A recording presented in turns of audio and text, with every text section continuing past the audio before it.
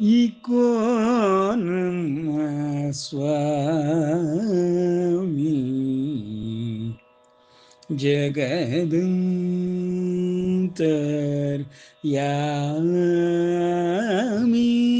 Eco ನಮ್ಮ ಸ್ವಾಮಿ ಜಗದಂತರ್ಯಾಮಿ.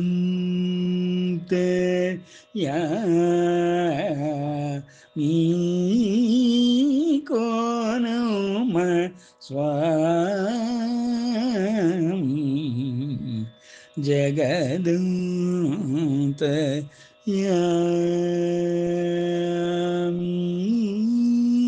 Eco ನಮ್ಮ ಸ್ವಾಮಿ.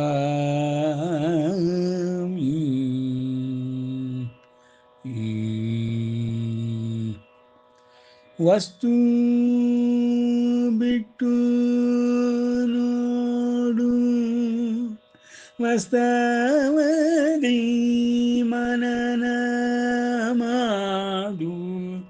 ವಸ್ತು ಬಿಟ್ಟು ನೋಡು, ವಾಸ್ತವದಿ ಮನನ ಮಾಡು. ಅಸ್ತವ್ಯಸ್ತ ಕಾಡು ಸಮಸ್ತರೊಳಗೂಡು. ಅಸ್ತವ್ಯಸ್ತ ಕಾಡು ಸಮಸ್ತರೊಳಗೂಡು. ಮುಟ್ಟಿ ಹರಿ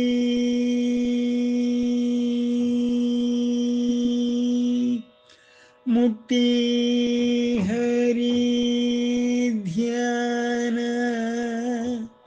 ಕೆಟ್ಟು ಹೋಗುವುದೇನ. ಮುಟ್ಟಿ ಹರಿ ಧ್ಯಾನ ಕೆಟ್ಟು ಹೋಗುವುದೇನ. ಸೃಷ್ಟೀಶ ಪುರಂದರ ವಿಠಲೇಶನ ಧ್ಯಾನ. ಸೃಷ್ಟೀಶ ಪುರಂದರ ವಿಠಲೇಶನ ಧ್ಯಾನ. ಈಕೋ ನಮ್ಮ ಸ್ವಾಮಿ ಜಗದಂತರ್ಯಾಮಿ. ಈಕೋ ನಮ್ಮ ಸ್ವಾಮಿ.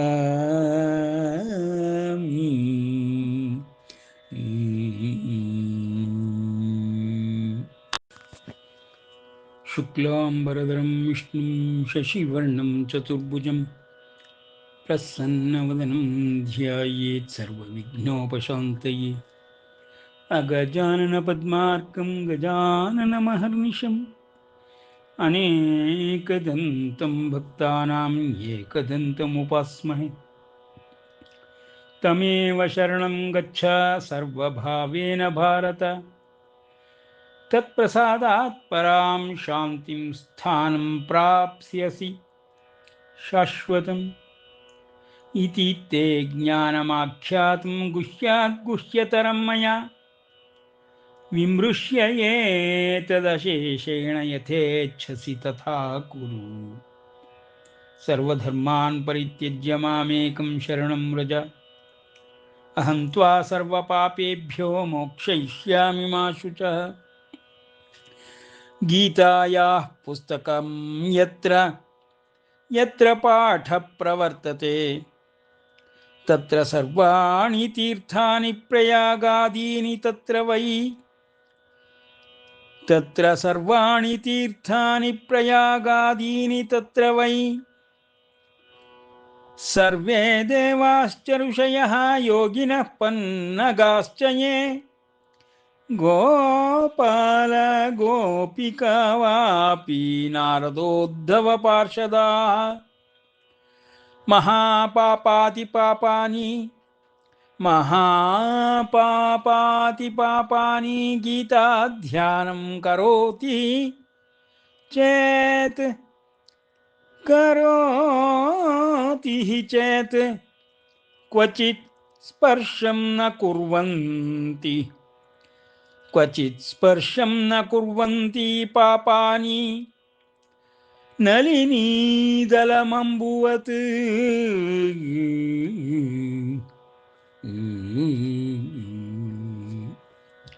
ಅಂಬತ್ವಾಮನುಸಂದದಾಮಿ ಭಗವದ್ಗೀತೆ ಭಗವದ್ವೇಷಿಣಿ.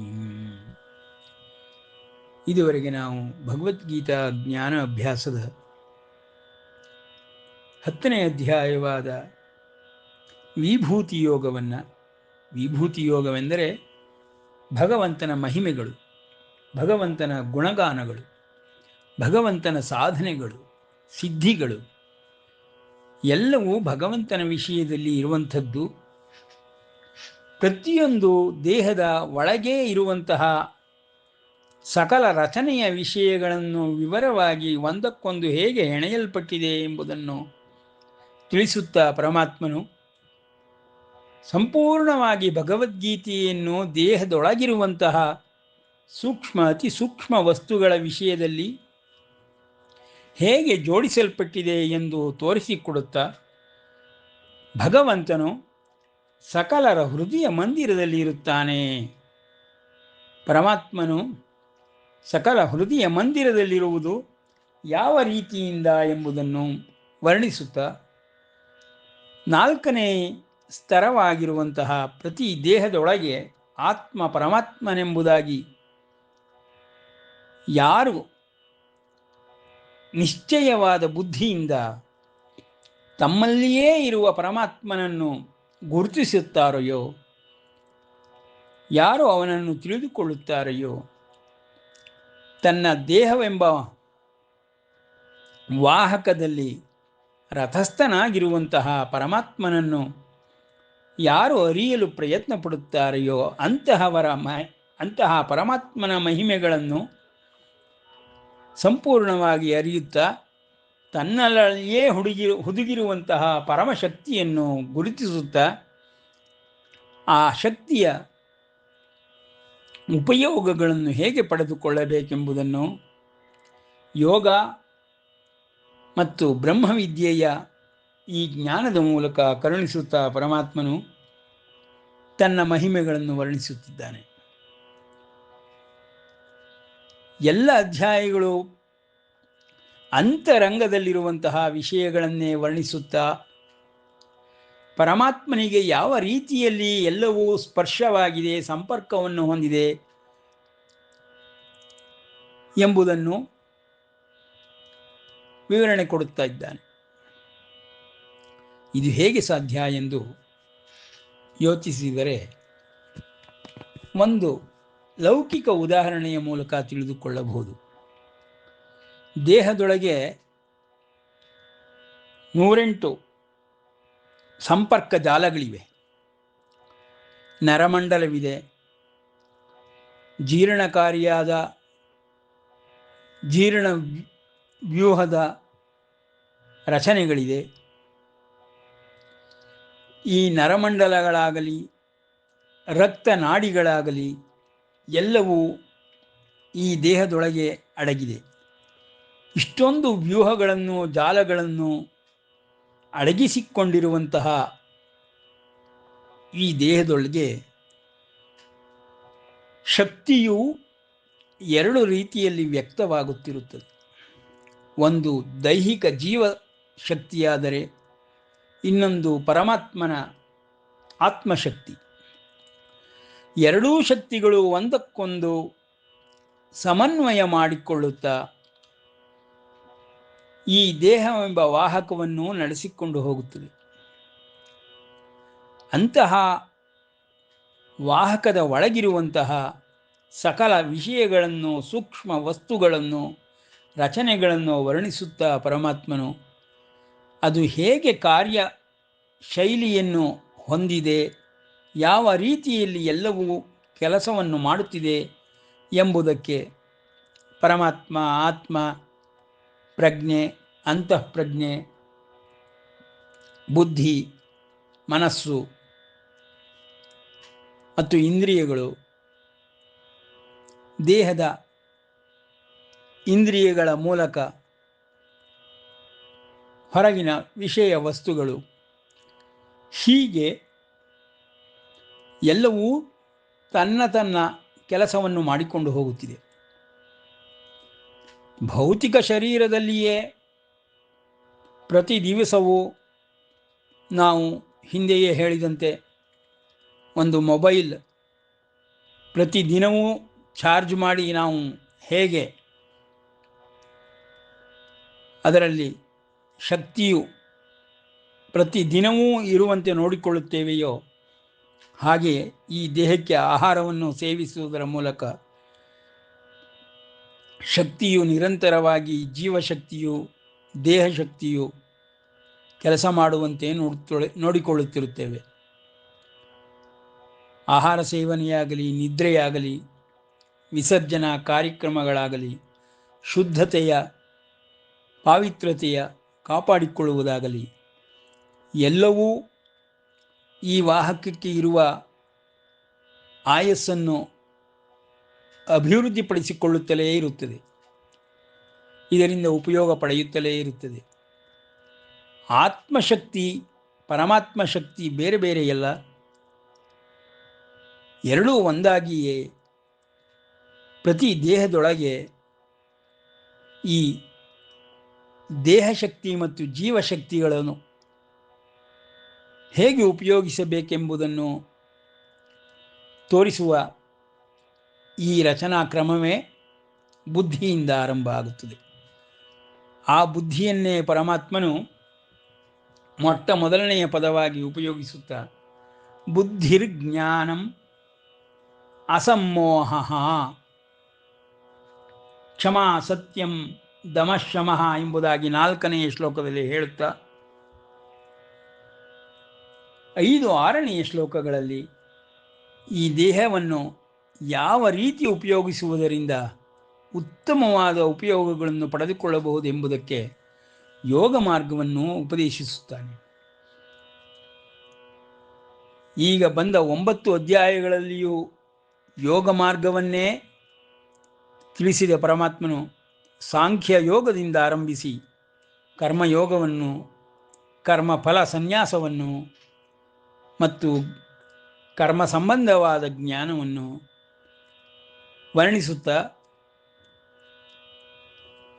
ಧ್ಯಾನ ಯೋಗವನ್ನು, ಧ್ಯಾನ ಮಾಡುವ ಕ್ರಮಗಳನ್ನು ತಿಳಿಸಿಕೊಟ್ಟು ಯೋಗವನ್ನು ಹೇಗೆ ಸಾಧಿಸಬೇಕೆಂಬುದಾಗಿ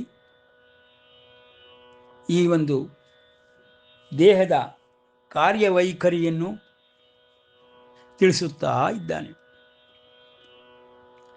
ಇದು ಎಲ್ಲವೂ ದೇಹದ ಒಳಗಿನ ರಚನೆಯ ಮತ್ತು ಕಾರ್ಯಶೈಲಿಯ ವಿಷಯಗಳೇ ಹೊರತು ಹೊರಪ್ರಪಂಚಕ್ಕೆ ಸಂಬಂಧಪಟ್ಟಂತೆ ಈ ವಾಹಕದಿಂದ ಯಾವ ಉಪಯೋಗಗಳನ್ನು ಯಾವ ರೀತಿಯಲ್ಲಿ ಪಡೆದುಕೊಳ್ಳಬೇಕೆಂಬುದಕ್ಕಾಗಿ ಮಾತ್ರ ನಾವು ಲೌಕಿಕ ವಿಷಯಗಳನ್ನು ಪ್ರಸ್ತಾಪಿಸಬೇಕೇ ಹೊರತು ಇನ್ನು ಅಂತರಂಗದ ಎಲ್ಲ ರಚನೆಗಳು ಮತ್ತು ಅದರ ಕಾರ್ಯಶೈಲಿಯನ್ನು ಪಳಗಿಸುವ ರೀತಿಯನ್ನು ಪ್ರತಿಯೊಂದರಿಂದಲೂ ಪಡೆದುಕೊಳ್ಳುವಂತಹ ಪರಿಪೂರ್ಣ ಉಪಯೋಗವನ್ನು ಆಲೋಚನೆ ಮಾಡಿ ಅಭ್ಯಾಸ ಬಲೇನ, ಪರಮಾತ್ಮನು ಹೇಳುವಂತೆ ಯಾವುದೇ ರೀತಿಯ ಯೋಗವಾದರೂ, ಭಕ್ತಿ ಯೋಗವಾಗಲಿ, ಧ್ಯಾನ ಯೋಗವಾಗಲಿ, ರಾಜಯೋಗವಾಗಲಿ, ಯಾವುದೇ ರೀತಿಯ ಯೋಗದಲ್ಲಿಯೂ ಅಭ್ಯಾಸ ಒಂದರಿಂದಲೇ ಎಲ್ಲವನ್ನೂ ಸಾಧಿಸಲು ಸಾಧ್ಯ ಎಂಬ ವಿಶೇಷವಾದ ಸಾರಭೂತವಾದ ಮಾತುಗಳನ್ನು ತಿಳಿದುಕೊಳ್ಳುತ್ತಾ ಈಗ ಪರಮಾತ್ಮನು ತನ್ನ ಮಹಿಮೆಗಳನ್ನು ಪ್ರತಿ ದೇಹದ ತುರಿಯಾವಸ್ಥೆಯಲ್ಲಿ 4ನೆಯ ಸ್ತರದಲ್ಲಿ ಆತ್ಮ ಪರಮಾತ್ಮನಾಗಿ ಇರುವಂತಹ ಅವನ ಒಂದು ಪರಮಶಕ್ತಿಯ ಕಾರ್ಯವೈಖರಿಯನ್ನು ತಿಳಿಸುತ್ತಿದ್ದಾನೆ. ದೇಹಶಕ್ತಿ ಎಲ್ಲರಿಗೂ ತಿಳಿದಿರುವ ವಿಷಯವೇ. ಆಹಾರವನ್ನು ಸೇವಿಸದೆ ಇದ್ದು ಬಿಟ್ಟರೆ ಈ ದೇಹವು ತನ್ನ ಶಕ್ತಿಯನ್ನು, ಜೀವಸತ್ವವನ್ನು ಕಳೆದುಕೊಂಡು ಬಿಡುತ್ತದೆ. ಒಂದೊಂದು ಜೀವಕೋಶವು ಕಾರ್ಯ ವಹಿಸದೆ ಎಲ್ಲವೂ ಸ್ತಬ್ಧವಾಗಿ ಸತ್ತು ಹೋಗಿಬಿಡುತ್ತದೆ. ಅದಕ್ಕೆ ಆಹಾರಾದಿ ಕ್ರಮಗಳಿಂದ ಜೀವಸತ್ವವನ್ನು ಪ್ರತಿ ಕೋಶದಲ್ಲಿಯೂ ಕಣ ಕಣದಲ್ಲಿಯೂ ಯಾರು ಕಾಪಾಡಿಕೊಳ್ತಾರೋ ಅಂತಹವರಿಗೆ ಆತ್ಮ ಪರಮಾತ್ಮನ ಶಕ್ತಿಯ ವಿಷಯಗಳು ಯೋಗದ ಮೂಲಕ ತಿಳಿದು ಬರುತ್ತದೆ ಎಂಬುದಾಗಿ ಮುಂದಿನ ಶ್ಲೋಕದಲ್ಲಿ ಪರಮಾತ್ಮನು ವರ್ಣಿಸುತ್ತಾ, ಏತಾಂ ವಿಭೂತಿಂ ಯೋಗಂಚ ಮಮ ಯೋ ವೇತ್ತಿ ತತ್ವತಃ ಸೋವಿಕಂಪೇನ ಯೋಗೇನ ಅಂತಹ ಮನುಷ್ಯನು ಕಿಂಚಿತ್ತೂ ಅಲುಗಾಡದೇ ಇರುವಂತಹ, ಕಿಂಚಿತ್ತೂ ತನ್ನ ಒಂದು ಗುರಿಯನ್ನು ತಪ್ಪದೇ ಇರುವಂತಹ ಯೋಗ ಪ್ರಕ್ರಿಯೆಯಿಂದ ನೇರವಾಗಿ ಪರಮಾತ್ಮ ಆತ್ಮರನ್ನು ಸಂಪರ್ಕಿಸುತ್ತಾನೆ. ಅವನಿಗೆ ಪರಮಾತ್ಮನ ಅನಂತ ಶಕ್ತಿಯ ಪ್ರವಹನವಾಗುವುದು ತಿಳಿದು ಬರುತ್ತದೆ. ಜೀವಶಕ್ತಿಯಿಂದಲೇ ದೇಹಶಕ್ತಿಯಿಂದಲೇ ಬದುಕುತ್ತಿರುವ ಪ್ರತಿ ಪ್ರಾಣಿಯು ಆತ್ಮಶಕ್ತಿಯನ್ನು ಪರಮಾತ್ಮ ಶಕ್ತಿಯನ್ನು ಯೋಗದ ಮೂಲಕ ಸಂಪರ್ಕ ಇಟ್ಟುಕೊಂಡು ಬಿಟ್ಟರೆ ಆ ಅನಂತ ಶಕ್ತಿಯನ್ನು ಉಪಯೋಗಿಸಿಕೊಳ್ಳಬಹುದು ಎಂಬುದಾಗಿ ಪರಮಾತ್ಮನು ಏತಾಂ ವಿಭೂತಿಂ, ಇವೆಲ್ಲ ಯೋಗದ ಮಹಿಮೆಗಳು, ನನ್ನ ಮಹಿಮೆಗಳು, ನನ್ನ ಅಸ್ತಿತ್ವದ ಮಹಿಮೆಗಳು. ಹೇಗೆ ತಿಳಿದುಕೊಳ್ಳಬೇಕೆಂದರೆ ಅನಂತ ಶಕ್ತಿ ದೇಹದೊಳಗೆ ಮಿತವಾದ ಶಕ್ತಿ, ಹಿತವಾದ ಶಕ್ತಿ ಇರುತ್ತದೆ.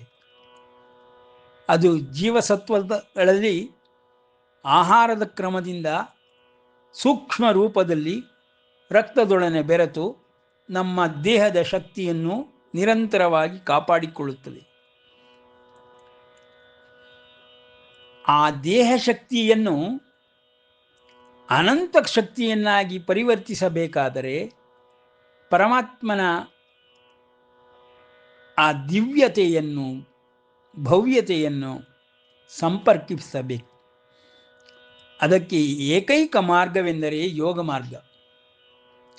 ಯೋಗ ಪ್ರಕ್ರಿಯೆಗಳನ್ನು ಧ್ಯಾನ ಯೋಗದಲ್ಲಿ 5-6ನೇ ಅಧ್ಯಾಯಗಳಲ್ಲಿ ತಿಳಿದುಕೊಂಡು ಪರಮಾತ್ಮ ಸಂಪರ್ಕವನ್ನು ಸದಾಕಾಲದಲ್ಲಿಯೂ ಇರುವಂತೆ ಹೇಗೆ ನೋಡಿಕೊಳ್ಳಬೇಕು ಎಂಬುದನ್ನು ಹೇಳಿಕೊಟ್ಟ ಪರಮಾತ್ಮನು ಆ ರೀತಿ ಪರಮಾತ್ಮನ ಸಂಪರ್ಕದಲ್ಲಿದ್ದಂತಹ ವ್ಯಕ್ತಿಗೆ ಯೋಗದ ಮೂಲಕ ಹೇಗೆ ಆ ಅನಂತ ಶಕ್ತಿಯು ಪ್ರತಿಯೊಂದು ದೇಹದಲ್ಲಿಯೂ ಪ್ರವಹಿಸುವಂತೆ ರಚನಾತ್ಮಕವಾಗಿ ಎಲ್ಲ ವಸ್ತು ವಿಷಯಗಳನ್ನು ಜೋಡಿಸಲ್ಪಟ್ಟಿದೆ ಎಂಬುದನ್ನು ಪರಮಾತ್ಮನು ವಿಭೂತಿ ಮಹಿಮೆಗಳು ಎಂಬ ವಿಷಯದಿಂದ ವರ್ಣಿಸುತ್ತಿದ್ದಾನೆ.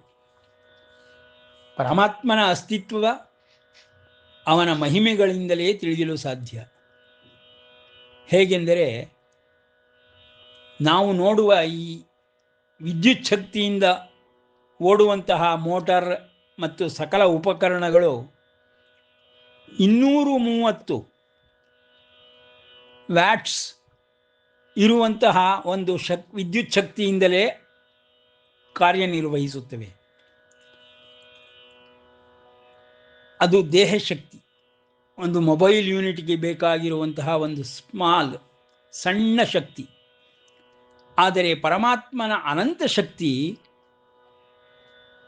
ತುರಿಯಾವಸ್ಥೆಯಲ್ಲಿ ಯೋಗದಿಂದ ಯಾರು ಸಂಪರ್ಕವನ್ನು ಹೊಂದುತ್ತಾರೋ ಅಂಥವರಿಗೆ ಅನಂತ ಶಕ್ತಿಯನ್ನು ಈ ಒಂದು ದೇಹದ ಮೂಲಕವೇ ಉಪಯೋಗಿಸುವಂತಹ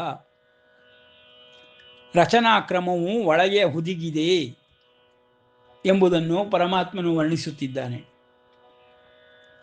10,000 ವ್ಯಾಟ್ಸ್ಗಳಷ್ಟು ವಿದ್ಯುತ್ ಶಕ್ತಿ ಬರುವಂತಹ ಒಂದು ವ್ಯೂಹವನ್ನು ರಚಿಸಿದ್ದೇನೆ.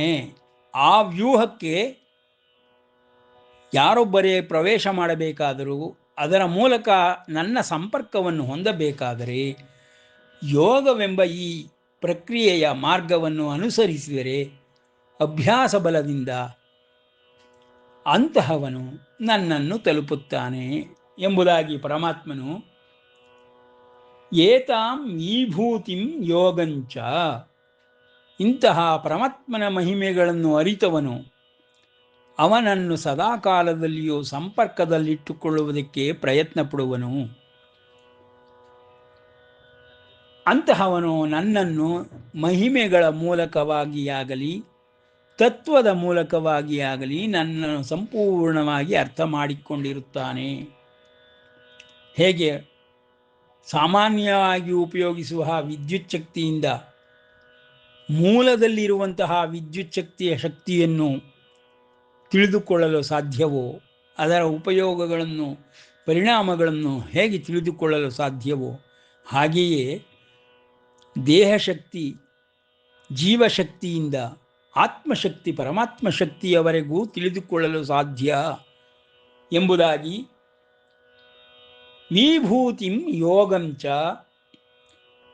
ಮಮ, ನನ್ನದು ವಿಭೂತಿ ಮಹಿಮೆಗಳು. ಹೇಗೆ 10,000 ವ್ಯಾಟ್ಸ್ ಅಂತ ಅನಂತ ಶಕ್ತಿಯು ಕೆಲಸ ಮಾಡುತ್ತದೆ ಎಂಬುದನ್ನೇ ವಿಭೂತಿ ಎಂಬುದಾಗಿ ಹೇಳುತ್ತಿದ್ದಾನೆ, ಮಹಿಮೆ ಎಂಬುದಾಗಿ ಹೇಳುತ್ತಿದ್ದಾನೆ. ಅದಕ್ಕೆ ಕ್ರಮವುಂಟು. ವಸ್ತುಗಳ ರಚನೆಯು ವ್ಯೂಹವು ಅದಕ್ಕೆ ತಕ್ಕಂತೆ ಕೆಲಸ ಮಾಡುತ್ತದೆ. ಆ ಒಂದು ವಿಷಯಗಳನ್ನು ವರ್ಣಿಸುತ್ತಾ ಪರಮಾತ್ಮನು ವಿಭೂತಿ ಯೋಗದಲ್ಲಿ ಆ ಪರಮಾತ್ಮ ಶಕ್ತಿಯನ್ನು ಪರಮಾತ್ಮ ತತ್ವವನ್ನು ತಿಳಿದುಕೊಂಡವನು ಯೋಗದ ಮೂಲಕ, ಅದು ಯಾವ ರೀತಿಯ ಯೋಗವೆಂದರೆ ಇಂದ್ರಿಯ, ಮನಸ್ಸು, ಬುದ್ಧಿ, ಪ್ರಜ್ಞೆ, ಅಂತಃಪ್ರಜ್ಞೆ, ಧೀಶಕ್ತಿ ಇವುಗಳೆಲ್ಲವನ್ನು ಏಕ ಸರಳ ರೇಖೆಯಲ್ಲಿ ತಂದು ಪ್ರತಿಯೊಂದು ವಸ್ತುವನ್ನು ಶುದ್ಧವಾಗಿಸಿಕೊಂಡು ಪಾರದರ್ಶಕವಾಗಿಸಿಕೊಂಡು ಆ ಅನಂತ ಶಕ್ತಿಯನ್ನು ಗ್ರಾಹ್ಯ ಮಾಡಿಕೊಂಡು ಉಪಯೋಗಿಸುವ ಕ್ರಮಗಳನ್ನು ತಿಳಿದುಕೊಳ್ಳುತ್ತಾನೆ. ಅಂತಹವನು ತತ್ವಜ್ಞಾನಿಯಾಗುತ್ತಾನೆ, ಆದಿಯೋಗಿ ಎನಿಸಿಕೊಂಡಿದ್ದಾನೆ. ಅಂತಹ ಯೋಗವನ್ನು ಈ ವಿಭೂತಿಗಳಿಂದ ನೀನು ತಿಳಿದುಕೊಳ್ಳಬೇಕು ಅರ್ಜುನ. ಸೋವಿಕಂಪೇನ ಯೋಗೇನ ಯುಜ್ಯತೆ ಅಂದರೆ ನನ್ನನ್ನು ಹೊಂದಿಯೇ ಹೊಂದುತ್ತಾನೆ, ನನ್ನ ಸಂಪರ್ಕಕ್ಕೆ ಬಂದೇ ಬರುತ್ತಾನೆ. ನಾತ್ರ ಸಂಶಯ, ಇದರಲ್ಲಿ ಕಿಂಚಿತ್ತೂ ಅನುಮಾನವೇ ಬೇಡ. ಅಂದರೆ ನಾನು ತಿಳಿಸಿರುವಂತೆ ಈ ಯೋಗ ಪ್ರಕ್ರಿಯೆಗಳನ್ನು ಅಭ್ಯಾಸ ಮಾಡಿ ನಿರಂತರ ಧ್ಯಾನ ಯೋಗದ ಮೂಲಕ ನನ್ನ ಸಂಪರ್ಕವನ್ನು ಹೊಂದು ನನ್ನ ಅನಂತ ಶಕ್ತಿಯನ್ನು ನಿನ್ನ ದೇಹದಲ್ಲಿಯೇ ನೀನು ಉಪಯೋಗಿಸಿಕೊಳ್ಳಬಹುದು ಎಂಬುದಾಗಿ ಪರಮಾತ್ಮನು ರಹಸ್ಯತಮವಾದಂತಹ ಯೋಗ ವಿದ್ಯೆಯನ್ನು ಬ್ರಹ್ಮವಿದ್ಯೆಯನ್ನು ಅರ್ಜುನನಿಗೆ ತಿಳಿಸುವುದರ ಮೂಲಕ ತನ್ನ ವಿಭೂತಿಯನ್ನು ಮಹಿಮೆಗಳನ್ನು ಪ್ರಚುರಪಡಿಸುತ್ತಿದ್ದಾನೆ. 6-7 ಶ್ಲೋಕಗಳು ಬಹಳ ಮುಖ್ಯವಾದ ಶ್ಲೋಕಗಳು. ಅದರ ಅರ್ಥ ಭಗವದ್ಗೀತೆಯ ಸಾರಾಂಶವನ್ನೇ ಹೊಂದಿದೆ. ಯೋಗದ ಪ್ರಕ್ರಿಯೆ ಮತ್ತು ಪರಿಣಾಮ ಮತ್ತು ಅದರ ಉಪಯೋಗ ಅನಂತ ಶಕ್ತಿಯೊಂದಿಗೆ ಹೇಗೆ ಜೋಡಿಸಬೇಕು ಎಂಬುದನ್ನು ವರ್ಣಿಸುತ್ತಾ ಪರಮಾತ್ಮನು ತನ್ನ ಅಸ್ತಿತ್ವವನ್ನು, ಮಹಿಮೆಗಳನ್ನು, ವಿಭೂತಿಯನ್ನು ವರ್ಣಿಸುತ್ತಿದ್ದಾನೆ ಎಂಬಲ್ಲಿಗೆ ವಿರಮಿಸೋಣ. ಶ್ರೀಕೃಷ್ಣಾರ್ಪಣಮಸ್ತು.